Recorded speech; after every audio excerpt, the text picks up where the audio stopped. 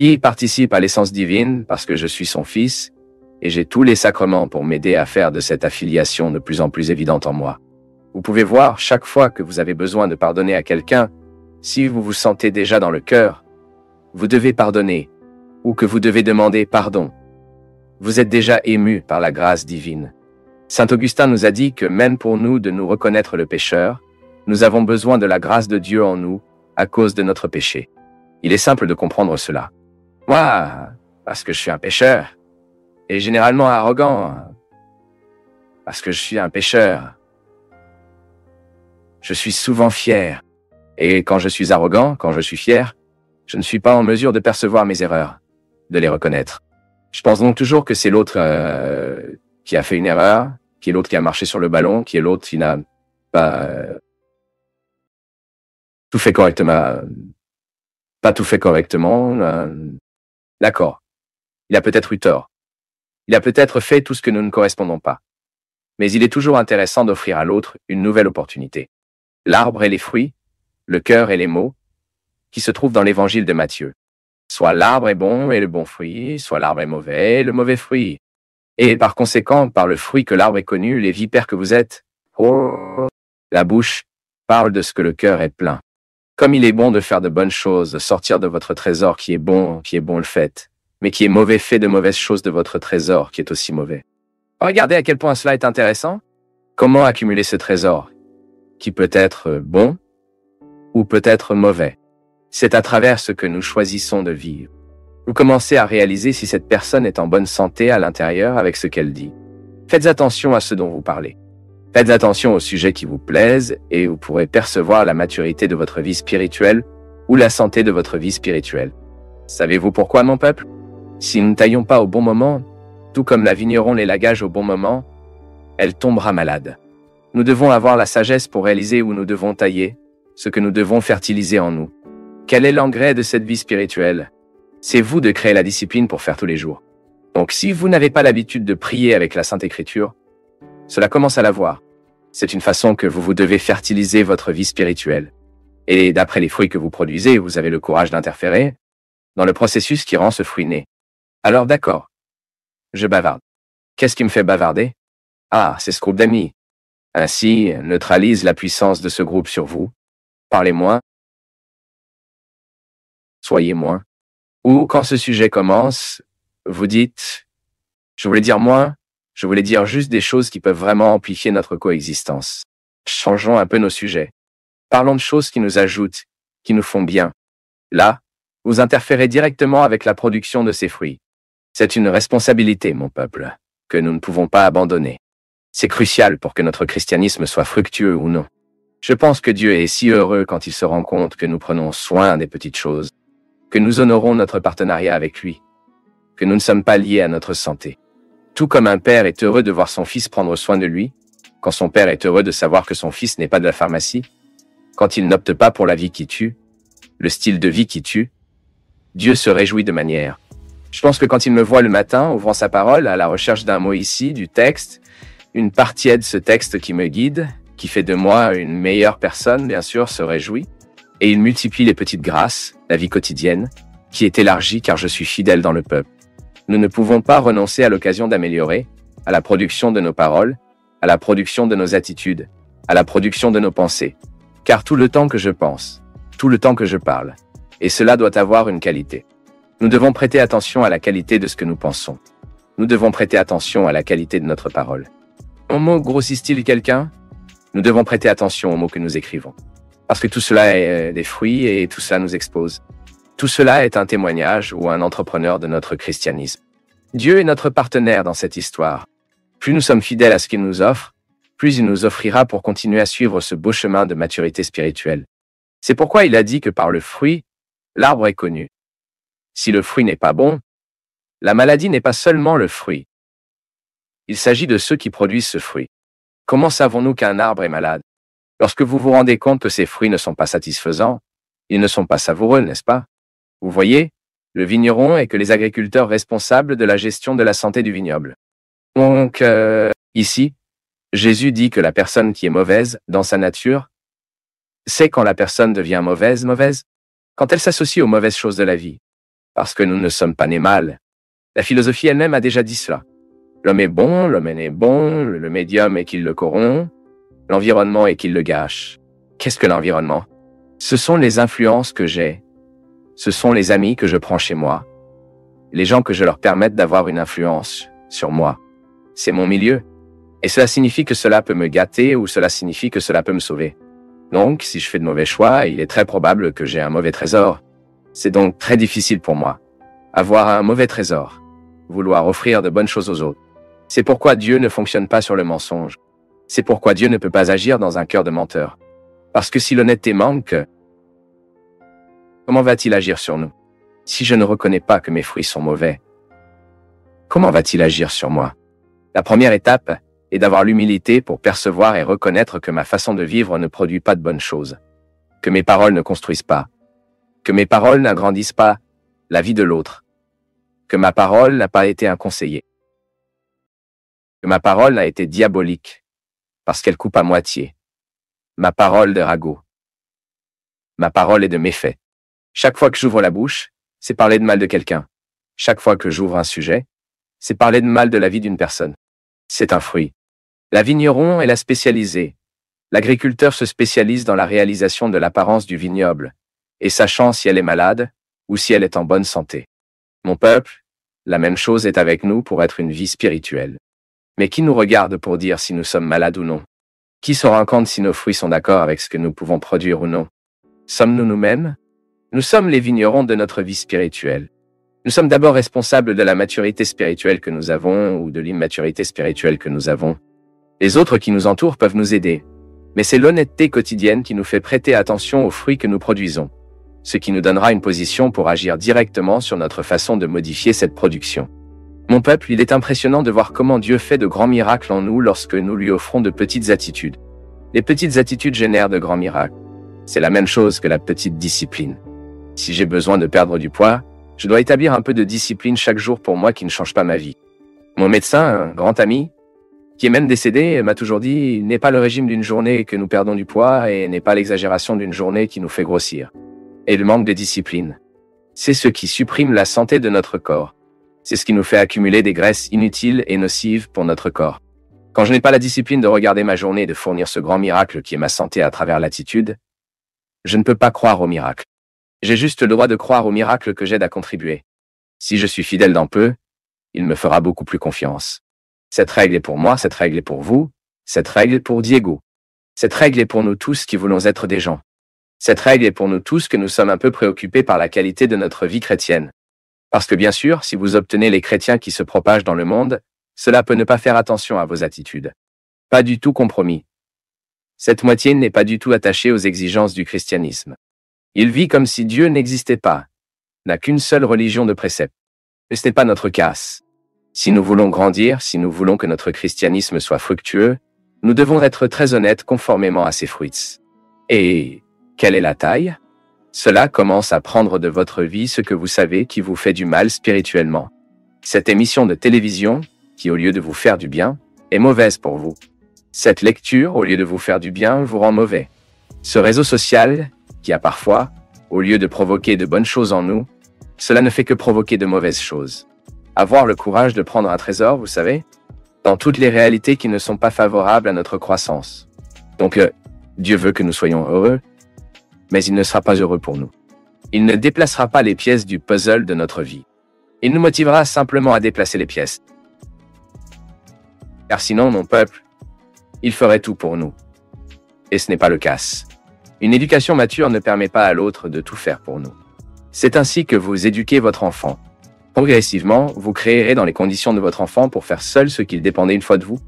Et parfois, nous faisons beaucoup d'erreurs lorsque nous n'enseignons pas à l'autre à faire ce qu'ils ont besoin pour apprendre. Ensuite, nous faisons pour toujours pour eux, pour lui, avec cette illusion que nous serons éternels dans sa vie. Et si un jour nous sommes absents, comment l'autre reste-t-il s'il n'a pas vécu l'apprentissage? Bien sûr, je ne retire pas le droit de Dieu d'agir miraculeusement en nous. Il peut agir. Je n'ai peut-être fait aucun effort, et la grâce m'a été renversée. Il agit comme et quand vous le souhaitez. Je parle de la règle de vie. Dieu ne se dispense pas d'efforts humains. Le grand miracle, notre Dieu, c'est l'exception. Et je n'ai pas le droit d'attendre l'exception. Dieu est infiniment supérieur à moi. Dieu est infiniment plus grand, plus autonomisé dans tout ce que dans la vie. Je peux considérer l'homme, mais il ne méprise pas mon attitude. Il ne méprise pas mes efforts. Puis, il prévoit, avec sa grâce, de me donner une position pour aimer quelqu'un. Mais cet amour humain de la vie quotidienne est moi qui fera l'effort de vivre. Ce n'est pas un miracle qui n'a pas ma participation. Puis l'amour mature nous apprend à prendre soin de l'autre, mais à enseigner l'autre survie. Et c'est une action humaine. Dieu me motive à reconnaître. Dieu me donne des conditions pour reconnaître mes erreurs. Comme si une lumière était allumée sur ma conscience, capable de me faire comprendre la vie erronée que je mène, les mauvaises relations que j'établisse, les attitudes épaisses que je peux avoir avec quelqu'un. Mais ensuite, après avoir éclairé votre grâce et même me donné le don de regret, je dois y aller, marcher sur cette courte distance qui me sépare de mon frère, frapper à la porte et demander pardon. Si quelque chose n'était pas beau dans l'histoire, c'est toujours l'occasion de frapper à la porte et de demander pardon. La théologie nous apprend donc que nous ne perdons jamais cette grâce pour être des enfants, mais à cause de la vie que nous menions, à cause des choix que nous faisons, nous pouvons vivre comme si nous n'étions pas un enfant. Ce n'est pas que Dieu nous dit hériter, c'est que nous avons décidé de passer l'héritage autrement, dans le mauvais sens. Tant de fois je passe cet héritage d'être un enfant de Dieu d'une manière erronée, tant de fois, dans mes choix, je ne me manifeste pas comme héritier au paradis. Pourquoi? Parce que je vis tellement collé à ce qui est mesquin, si collé à ce qui est misérable, que cet héritage divin qui est en moi est éclipsé. Regardez à quel point c'est intéressant. Comment sommes-nous fidèles à Dieu dans de petites choses? Si aujourd'hui Dieu a allumé une lumière dans mon cœur pour me déranger avec quelque chose, disons aujourd'hui que j'ai identifié que je traite le texte. C'est la personne qui se soucie de moi. Si aujourd'hui, soudain, j'avais été illuminé par Dieu, je le répète comme au début, je ne suis pas en mesure de réaliser par moi-même. C'est la grâce de Dieu agissant sur moi qui me montre que je me trompe. C'est déjà l'action de Dieu en nous. Lorsque nous réalisons que nous faisons des erreurs, je vais minimiser tout ce qui me fait traiter le texte de la mauvaise façon. Et je serai fidèle à ce que je commette. Bien sûr, la théologie nous enseigne qu'il y a toujours un acte de Dieu qui précède toute action humaine. Donc je suis pas bon parce que je vais bien, je suis bon parce que Dieu est bon pour moi. Alors mon essence.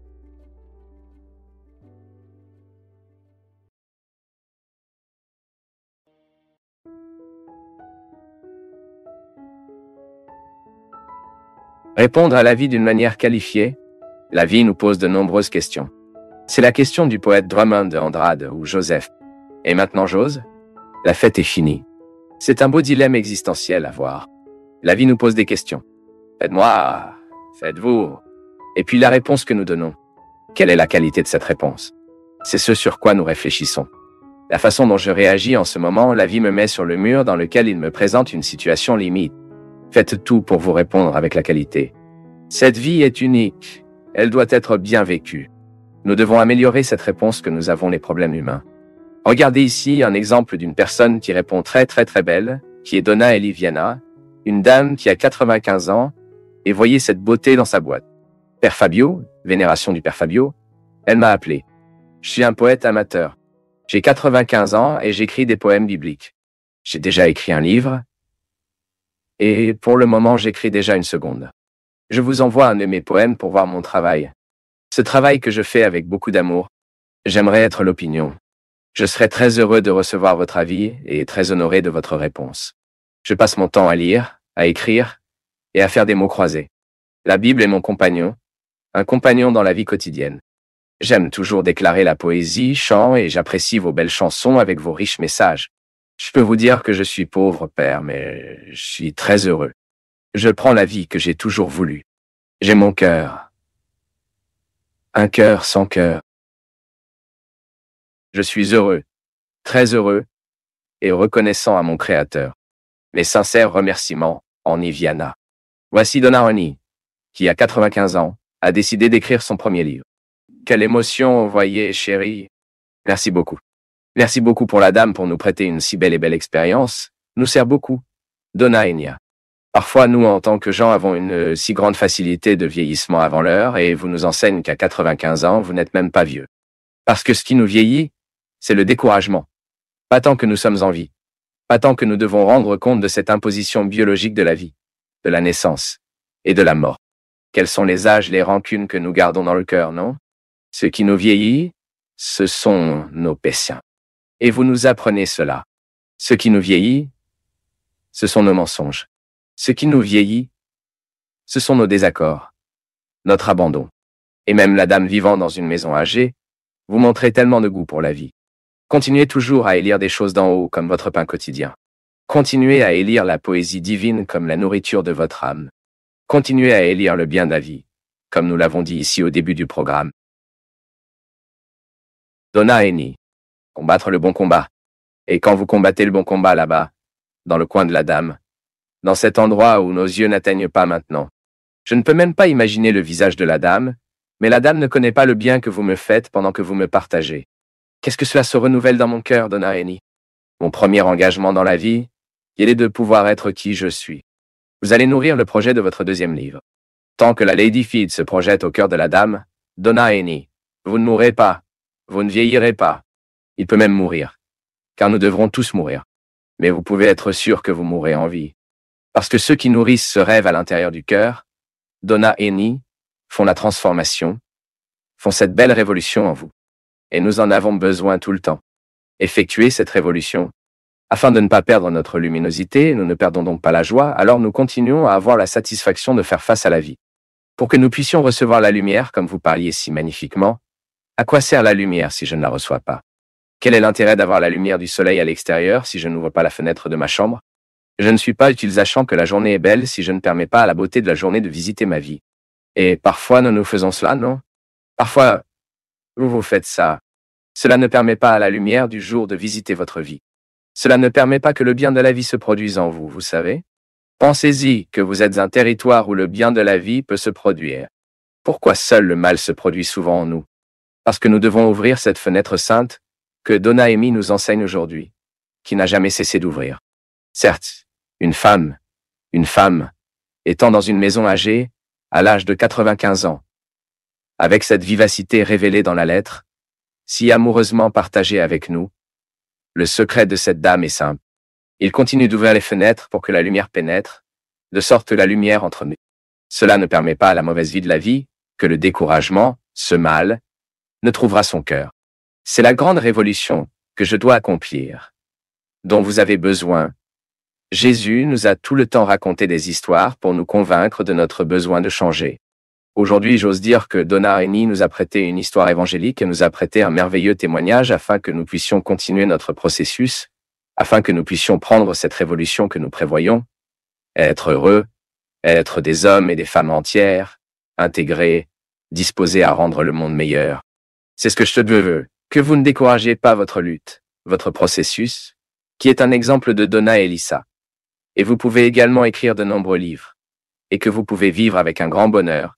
Vous pouvez vivre avec beaucoup de détermination, avec beaucoup de volonté, même lorsque la vie est difficile, là dans votre maison, dans votre cœur. Parce que parfois, nous continuons à regarder l'Évangile d'une manière très passionnée et très romantique, et nous ne réalisons pas la croix qui est la proposition de l'Évangile. C'est dur. Il dit souvent que suivre Jésus n'est pas un gâteau. Non. Croire en vos vérités nécessite beaucoup de courage. La douleur fait partie de la culture de la foi. Ce n'est pas du masochisme, non. C'est la réalité. C'est le réalisme. C'est nous de comprendre que croire en Dieu a des répercussions directes dans nos vies. Et surtout au moment où nous souffrons, notre foi est émue, elle est purifiée. C'est pour le moment que nous nous sentons indigents. C'est pour le moment que nous nous sentons limités. Que nous faisons l'expérience de foi la plus pure. Parce que lorsque nous sommes indigents, lorsque nous sommes sans beaucoup de ressources, que nous laisse-t-il? Singularité de l'être. Et c'est dans le caractère unique d'être que nous trouvons le code de nos valeurs. Si vous voulez vraiment atteindre la profondeur de vos valeurs, les règles qui vous régissent en tant qu'être humain, supprimez vos excès. Souvent, nos excès nous empêchent de connaître notre vérité fondamentale. Je suis déjà arrivé à la conclusion moi-même, observant ma vie, regardant les gens qui sont proches de moi, à quel point nous nous perdons facile à cause de nos excès. Et c'est drôle parce que la douleur, cela fait ce processus naturel de nous faire atteindre le simple. Cela peut même être réticent au début, nous ne voulons pas, Mais si nous vivons le processus naturel de la douleur, cela nous transmet sur un territoire où la simplicité doit l'emporter. Vous m'avez peut-être entendu cette histoire, mais j'ai regardé une fois un film dans lequel le personnage principal était un grand professeur de philosophie, une femme, un intellectuel, athée, qui a cherché des réponses à tout, a appris à être des gens d'un enfant de longue date, de cette certitude que vous devez avoir tous les arguments, convictions, et a fait votre expérience existentielle, vos livres, votre activité académique. Et ce n'est pas un problème, tant que vous équilibrez tout le temps avec simplicité et sagesse. Le bon intellectuel est celui qui le peut. Avoir du temps, faire de votre vie un rationnel, équilibré, intelligent, mais en même temps ouvert à la sagesse, à la simplicité, aux arts, à l'équilibre émotionnel, à l'équilibre spirituel. Et cette femme était boiteuse car elle n'avait que de l'intelligence. Elle savait seulement qu'elle était elle-même des livres et des arguments. Un brillant professeur à l'université, un orateur qui voyageait à travers le monde en parlant de philosophie, et est soudainement affecté par le cancer. Et le film renforce cette expérience de montrer le développement de la maladie dans la vie de cette femme. Toute la difficulté qu'elle a dû faire face à sa propre limite de corps, elle a eu du mal à comprendre les souffrances qu'elle a passées, et même à l'admettre. Ainsi, chaque fois que les infirmières ou les médecins entraient dans la pièce pour faire les procédures normales de ceux qui vivent la chimiothérapie, la lutte contre le cancer, ont toujours trouvé que la femme pleine de livres sur le lit, et elle avait une posture aussi arrogante avec des médecins et des infirmières, ce qu'elle souvent continuait à lire afin qu'ils puissent faire les procédures pour mettre, obtenir une veine, appliquer une injection. Et quand elle était déjà très affaiblie, il y a une scène très forte dans le film où l'infirmière entre et essaie de faire une collection de sang, et elle, avec ce livre à la main, étant toujours arrogante dans ce contexte, sans admettre que la souffrance est une possibilité de croissance, puis cela devenait difficile. La procédure n'a pas fonctionné et elle a commencé à pleurer, à fermer le livre, à jeter le livre sur le sol et lui a dit elle-même suffisamment de complications.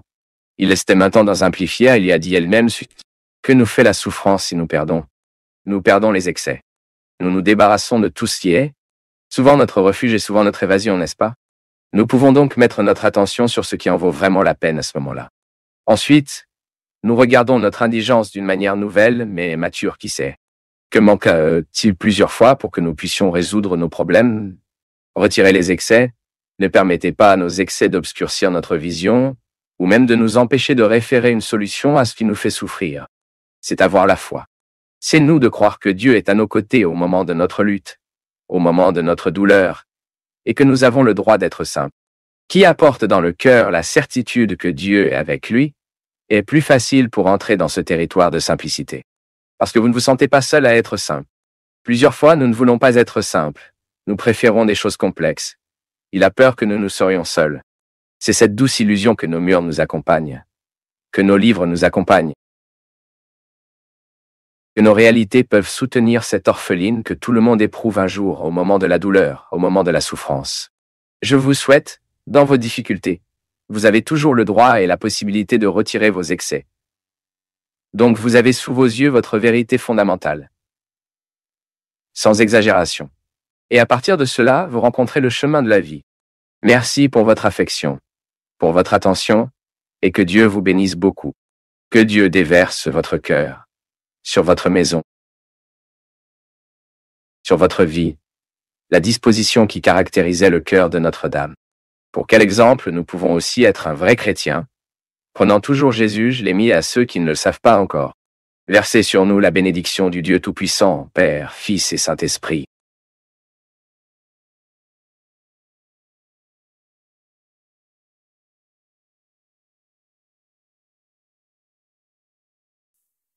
Dans un monde rempli de coupures, de vidéos courtes et de distractions, tu as choisi de rester ici et d'écouter jusqu'au bout. Cela en dit déjà long sur ta disposition à regarder plus en profondeur. Indique ta ville en commentaire et, si tu veux, abonne-toi et partage cette vidéo avec quelqu'un qui n'a pas peur de réfléchir. Merci, une grande accolade et à très bientôt.